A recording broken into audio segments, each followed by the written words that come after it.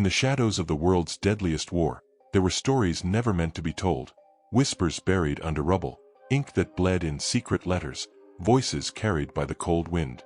They are the hidden currents beneath the battles you know, where betrayal, sacrifice, and survival twisted together in the dark. Tonight, we open those sealed pages, and with each word, we step deeper into a place where truth was dangerous, and silence could kill. In the icy waters of the North Atlantic, winter 1943 brought with it more than storms and bitter cold. Allied convoy reports began circulating among naval intelligence, describing an enemy submarine that attacked without warning, vanished without a trace, and seemed to anticipate every maneuver the escorts made. It was never confirmed by the Kriegsmarine's official logs, but the name spread like a shadow among sailors, U-743. According to legend, its commander, Captain Lieutenant Otto Reiser, had an uncanny instinct for interception. Some said he could read the sea like a map. Others whispered that he had a source inside the Admiralty itself. Reiser had been a merchant marine captain before the war, navigating routes from Hamburg to Buenos Aires. His knowledge of Atlantic currents and shipping lanes was unmatched, and when war broke out, he joined the U-boat fleet with quiet determination. Surviving crewmen from other U-boats later described him as a man of few words but unnerving precision, a captain who could estimate a convoy's position without instruments, relying only on the feel of the swell and the sound of propellers through the hull. The first confirmed ghost convoy incident occurred on January 17, 1943. Convoy HX-221, bound for Liverpool from Halifax, had been sailing under radio silence. No transmissions were made, and their course had been altered twice to avoid detection. Yet in the dead of night, a torpedo struck the SS Glenorchy, followed moments later by a second hit on the freighter Western Star. Before the escorts could converge, the submarine was gone, leaving only oil slicks and debris. Sonar sweeps revealed nothing, and the destroyers wasted depth charges in a fruitless search. Over the next 6 weeks, the pattern repeated itself. Convoys across a 600-mile stretch of the Atlantic were struck in exactly the same manner. 1 or 2 ships sunk in quick succession, followed by complete disappearance of the attacker. Intelligence officers suspected coordinated wolf pack tactics, but decrypted Enigma messages contained no mention of these particular attacks. Some in the Admiralty feared a security breach, that a mole within Allied command was feeding convoy positions to the Germans. When U-743's existence was finally acknowledged, it was through a decrypted signal from U-66 reporting a rendezvous with Reiser for fuel transfer. The contact was brief, occurring west of the Azores, and the submarine slipped away before Allied aircraft could intercept. That was the last verified sighting. Among Allied sailors, the stories grew stranger. One British merchant captain swore he saw the silhouette of a submarine trailing his convoy for 3 nights straight, only for it to vanish whenever he tried to alert the escorts. An American naval officer reported hearing Reiser's voice over the wireless, calm, accented English, warning them to turn back before it was too late. His superiors dismissed it as fatigue-induced hallucination. OSS operatives began to pursue another angle, that Reiser was working with a rogue Spanish intelligence network sympathetic to the Axis, using neutral ports in the Canary Islands to refuel and gather reconnaissance. An intercepted civilian telegram from Tenerife contained suspicious coordinates matching a convoy's path, but no concrete proof ever surfaced.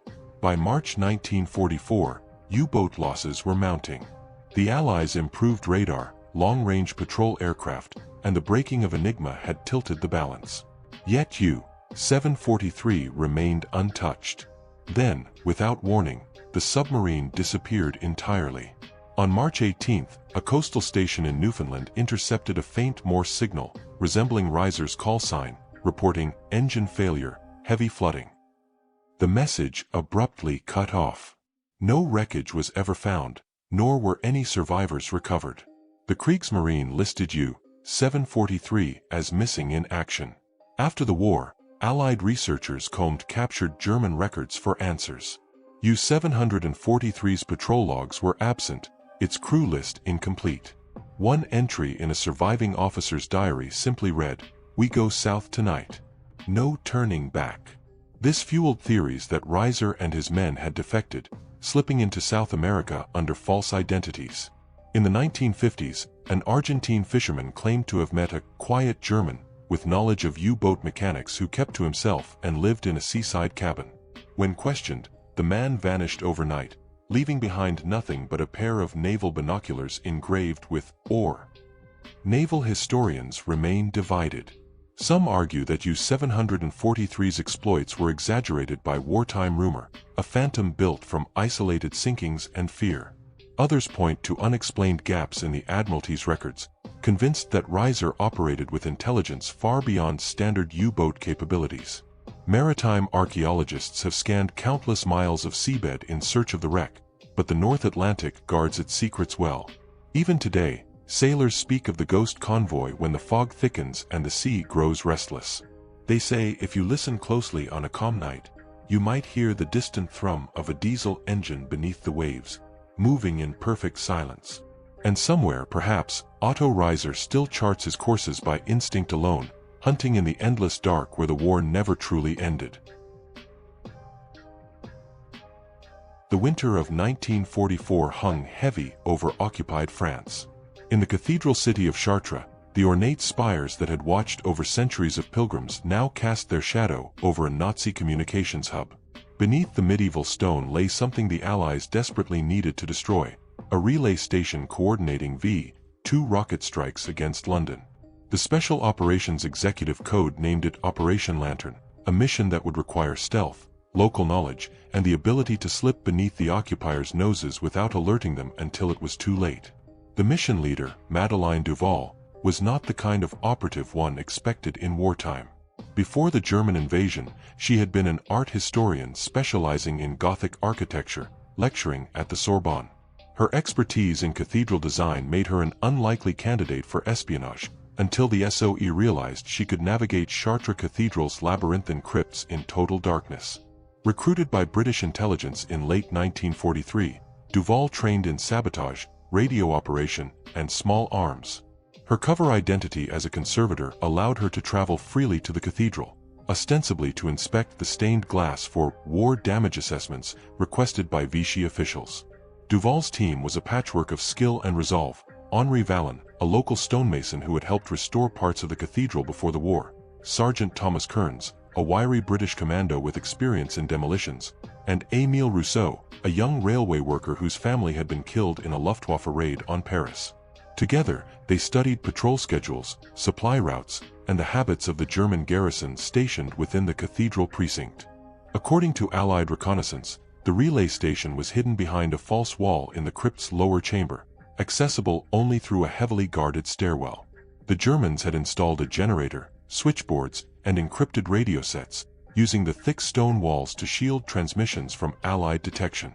Every 3 days, a small convoy brought supplies and rotated personnel, but the core staff remained constant, an SS signals unit of 12 men. The operation began on the night of February 17, 1944. Under cover of a snowstorm, Vallon led the team through an old mason's tunnel, sealed since the 18th century and known only to a few craftsmen. Kearns carried a satchel of plastique explosives, Rousseau held a suppressed Sten gun, Duval moved ahead with a flashlight dimmed by layers of cloth. They entered the cathedral through a disused door behind the sacristy, the storm's howl masking their footsteps. Timing was critical. At precisely 0:15, the resistance would cut power to the surrounding district, plunging the cathedral into darkness. The blackout would force the Germans to switch to the generator, giving the team a window to plant charges without disrupting the enemy's transmission patterns prematurely. As the lights flickered and died, they descended the narrow spiral staircase into the crypt. The first obstacle was a steel gate installed by the Germans. Vallon worked quickly, his hands steady despite the cold, and in less than a minute the lock gave way. Beyond the gate, the air grew warmer from the hum of machinery. Voices echoed, 2 guards seated at a small table, playing cards under the glow of an oil lamp. Rousseau stepped forward silently and dispatched them with 2 muffled shots, catching their bodies before they could hit the floor. The relay room was more heavily guarded. Through a narrow slit in the wall, Duval saw 3 SS operators hunched over radios, their words clipped and urgent. Kearns signaled, and in a coordinated burst they moved in, Rousseau taking the left, Vallon the right, and Kearns rushing the center. The gunfire was quick, the resistance minimal. Within moments, the room was theirs. Kearns began setting explosives around the generator and along the relay's primary switchboards. Each charge was set with a 2-minute fuse. Duval, meanwhile, rifled through a desk, pulling coded transmissions into her satchel. Later, these would prove invaluable to British codebreakers tracking WWII launch sites in the Netherlands. As the last charge was set, Duval noticed a small brass crucifix lying on the desk, a relic she recognized from cathedral records, stolen during the occupation. Without hesitation, she slipped it into her coat. The retreat was nearly flawless until they reached the base of the stairwell. A German officer, alerted by the blackout, appeared with a pistol in hand. His shot rang out, grazing Duval's side. Kearns returned fire, killing him instantly, but the noise had shattered their window of stealth. Shouts echoed above, boots pounding down the steps. "Go!" Duval ordered, clutching her side. Vallon tried to help her, but she shoved him toward the tunnel. "You have the documents. Get them to London." She turned and stumbled back toward the relay room, knowing that if the Germans reached the charges they might disarm them. The others escaped into the storm, snow swallowing their tracks. 2 minutes later, the cathedral's crypt erupted in a muffled roar, stone dust billowing from the stairwell. The explosion crippled the relay station, severing its link to the WWII command network for weeks. London breathed easier during that brief reprieve, though the war raged on. Duval was never seen again. Some claimed she perished in the blast, others believed she was captured and executed.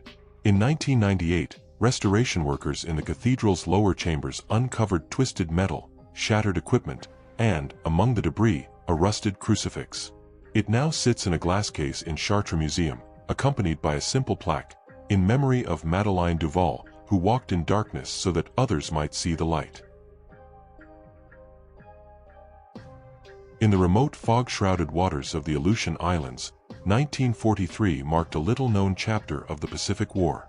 Kiska Island, a barren strip of rock and tundra in the far reaches of Alaska, had been seized by Imperial Japanese forces in June 1942. For over a year, the garrison endured one of the harshest climates imaginable: endless wind, snow, and a gray ocean that swallowed men whole. The United States Navy and Canadian forces sought to reclaim it, but the weather and geography made every operation a gamble. By the summer of 1943, the Japanese garrison on Kiska was cut off, supplies dwindling, morale brittle. Lieutenant Hiroshi Tanaka, a former poet and literature student from Kyoto University, found himself thrust into the role of second-in-command on the island after his superior succumbed to pneumonia. Tanaka was an odd figure among the rigid military hierarchy, soft-spoken, thoughtful, and more inclined to write in his diary than bark orders. Yet the men under him respected his fairness. He rationed food evenly, shared hardships, and often joined his soldiers in the wind-lashed trenches. The siege was more psychological than kinetic. The Americans and Canadians pounded Kiska with intermittent bombardments, their shells howling through the fog. Allied patrols never ceased circling the island's perimeter. The Japanese men knew that no reinforcements would come. The Imperial Navy had lost control of the surrounding seas after the Battle of the Aleutian Chain, and the garrison's last resupply, barely enough rice and ammunition for a month, had been dropped by submarine under cover of night in early May. By July, frostbite gnawed at fingers and toes. Meat was scarce. The men hunted seabirds and boiled their boots for scraps of leather to chew. Tanaka wrote almost daily in his small weather-warped notebook, alternating between tactical observations and aching reflections on home. His words often returned to his younger sister, Aiko, whom he had not seen since before the war. She had been 16 when he left. He wondered if she still walked the gardens of their family home in Kyoto, or if war had touched her too. On August 10, 1943, a coded order arrived: evacuate Kiska.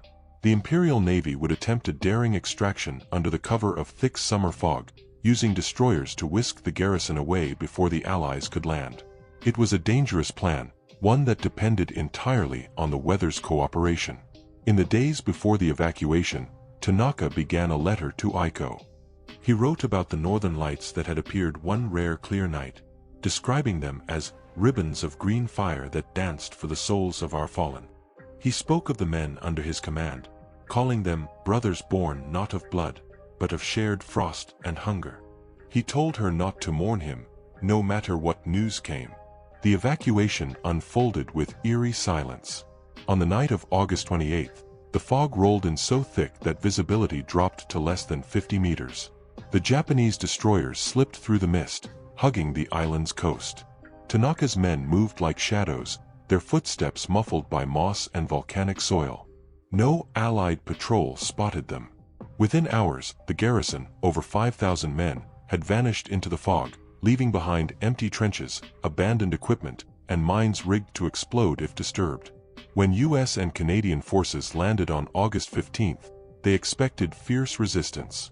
Instead, they found an island devoid of enemy troops. The deserted foxholes and eerie silence unsettled many. In the days that followed, booby traps claimed dozens of Allied lives. In a burned-out shelter near the island's western ridge, an American infantryman discovered a small metal tin containing waterlogged papers. Among them was Tanaka's letter to Aiko, written in careful, flowing script. The ink had bled in places, but most of the words were legible. The soldier turned it over to Naval Intelligence, where it was translated and filed away. The letter never reached Aiko. Instead, it sat in an archive in Washington, D.C., 4 decades, classified under wartime intelligence documents.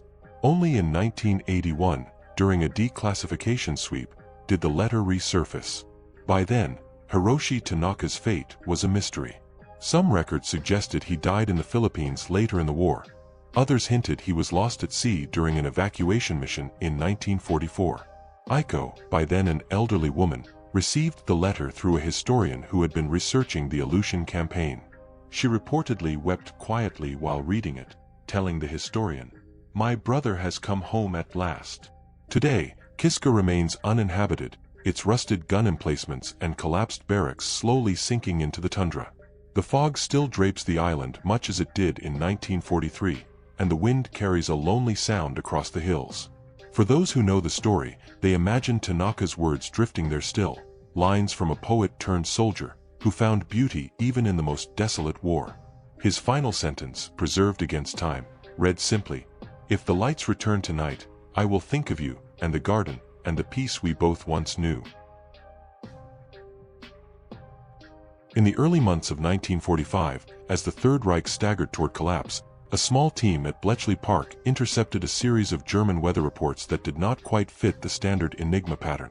The reports were innocuous on the surface, temperature readings, wind speed, and barometric pressure, but an irregularity in phrasing caught the attention of codebreaker Peter Ainsworth. Certain words appeared in unusual order, sometimes using archaic German terms that had fallen out of official use decades earlier. Ainsworth suspected it was more than a coincidence. He believed someone inside Germany was sending messages hidden in plain sight. The origin of these transmissions was traced to Berlin. Allied intelligence believed the source might be part of a small resistance network operating in the heart of the capital. Through a combination of traffic analysis and Gestapo intercept reports, a name emerged: Anna Keller, widow of Captain Friedrich Keller, a Wehrmacht officer killed on the Eastern Front in 1942. Anna had no children, few relatives, and lived in a modest apartment not far from the Tiergarten. She was known among her neighbors as a quiet woman, often seen with bundles of black-edged letters, death notices for fallen soldiers.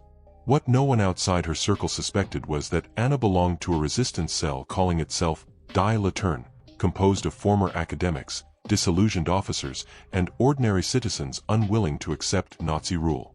Her role was to encode troop movements and logistical data within the wording of official death notices she prepared for the military post office. The families who received them were unaware that each letter's precise phrasing carried a hidden pattern, later transcribed into weather reports broadcast over shortwave by sympathetic operators. By the time the reports reached Bletchley, the information had crossed borders without ever being written in plain text.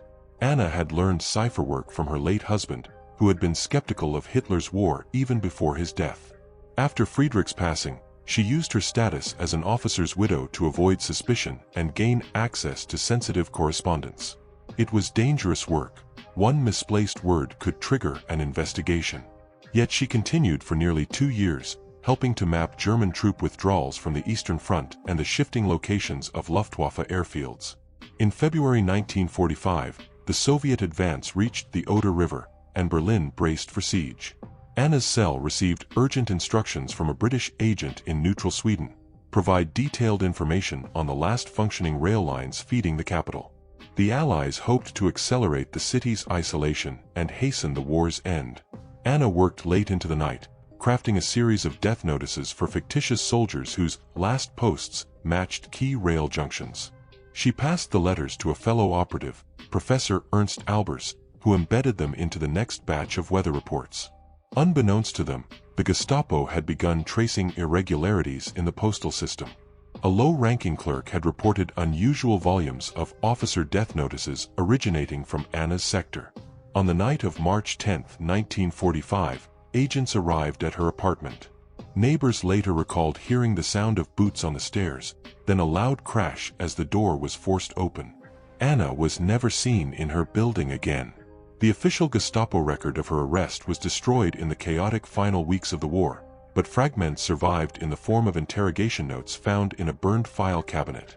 One officer wrote simply, "Subject refuses to cooperate. Claims all work was at husband's request. Possible sympathies with foreign agents." The notes end abruptly. Bletchley Park received one final weather report in Anna's cipher on March 15, 1945. It contained precise coordinates for a munitions train scheduled to leave Cottbus bound for Berlin, a train that was destroyed by Allied aircraft 2 days later. After that, the cipher went silent.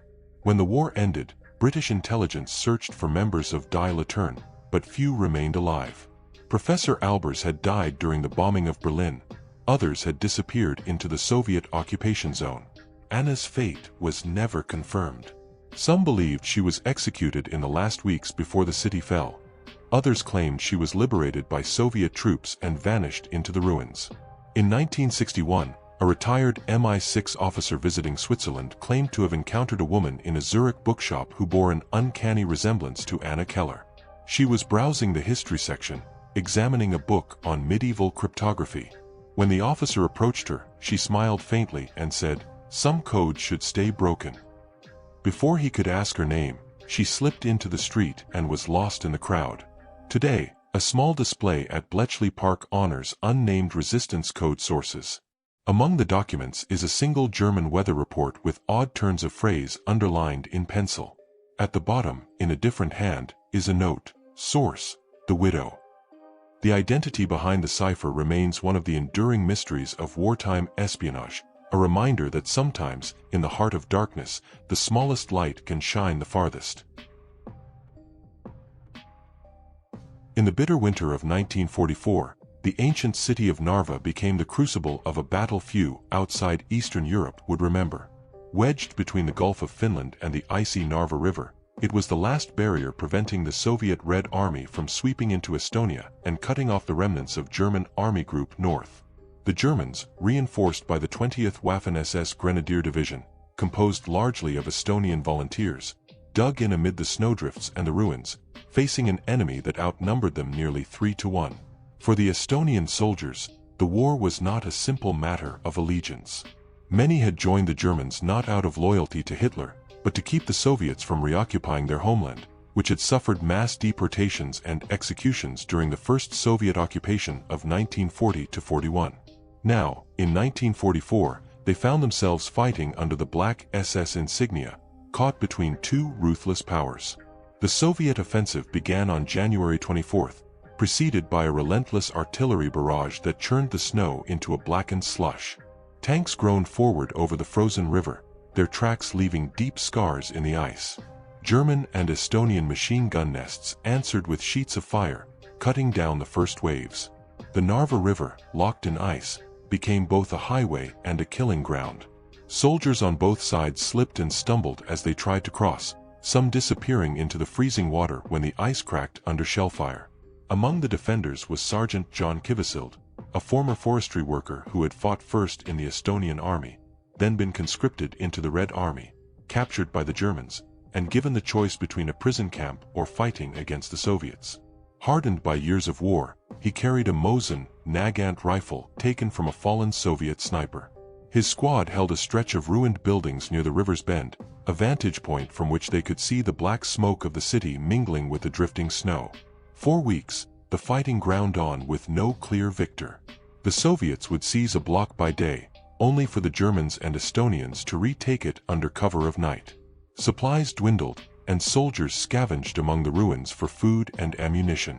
The dead lay frozen where they fell, snow slowly covering their bodies until they were indistinguishable from the mounds of rubble. On the night of February 12th, a strange lull fell over the battlefield. A blizzard had swept in, muffling the sounds of war. Under its cover, both sides began to retrieve their dead from the ice. Men from opposing armies worked in silence, their faces hidden by scarves and snow-crusted helmets, dragging bodies across the frozen river to their respective lines. For several hours, no shots were fired. Then, just before dawn, the stillness was shattered by the thunder of artillery, and the war resumed as if the unspoken truce had never happened. By early March, the Soviets tightened their grip, forcing the defenders into the western outskirts of Narva. The Estonians fought stubbornly, knowing that retreat meant abandoning their homes to Soviet control. In one of the last major counterattacks, John's squad ambushed a Soviet tank column on the ice, using explosives hidden under snowdrifts. The blasts shattered the ice, sending men and machines plunging into the freezing river. But such victories were fleeting. On March 6th, the Germans ordered a full withdrawal to the Tannenberg Line, a defensive position west of Narva.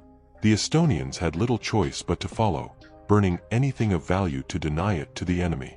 As they retreated, John looked back at the smoking ruins of the city.